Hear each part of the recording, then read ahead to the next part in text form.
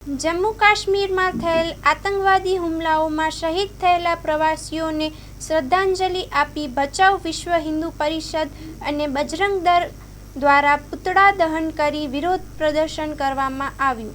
તાજેતરમાં જમ્મુ કાશ્મીર પહેલગામમાં આતંકવાદીઓ દ્વારા ત્યાં ગયેલા પ્રવાસીઓને તેમનો ધર્મ પૂછી ગોળીઓ મારવામાં આવી। નિર્મમ હત્યાને બજરંગ દળ ભચાઉ શહેર દ્વારા ઉગ્ર વિરોધ પ્રદર્શન કરી આતંકવાદીઓના પૂતળા દહનનો કાર્યક્રમ યોજાયો હતો।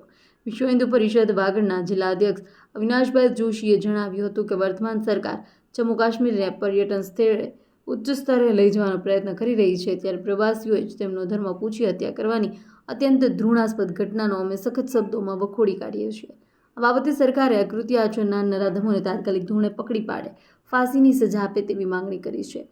આજના કાર્યક્રમમાં વિશ્વ હિન્દુ પરિષદ, રાષ્ટ્રીય સ્વયંસેવક સંઘ, બજરંગ દળ, ભારતીય જનતા પાર્ટી, ગાયત્રી પરિવાર, વિવિધ રાજકીય સામાજિક આગેવાનો ઉપસ્થિત રહ્યા હતા।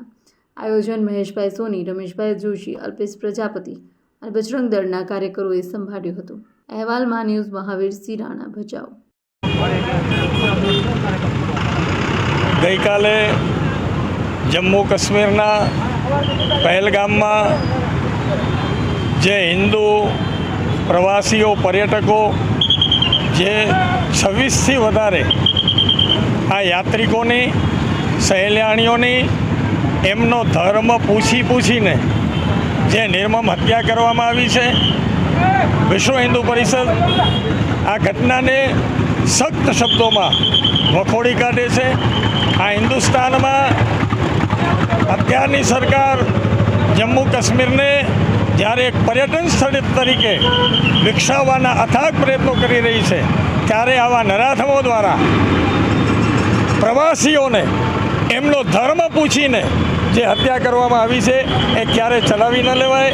આજે સમગ્ર ગુજરાતમાં દરેક જિલ્લામાં બજરંગ દળ દ્વારા પૂતળા દહનનો કાર્યક્રમ આપવામાં આવ્યો છે અને હજુ પણ ત્યાંની સરકાર આ જો ઘટનાઓને ચલાવી લેશે તો વિશ્વ હિન્દુ પરિષદ, બજરંગ દળ માર્ગ ઉપર ઉતરશે અને ઉગ્ર આંદોલન કરશે એવી આ સાથે અમે એમને ચેતવણી આપીએ છીએ અને આ નરાધમોને તાત્કાલિક ધોરણે પકડી પાડવામાં આવે અને એમને ફાંસીની સજા કરવામાં આવે આવી અમારી લાગણી અને માગણી આપના માધ્યમથી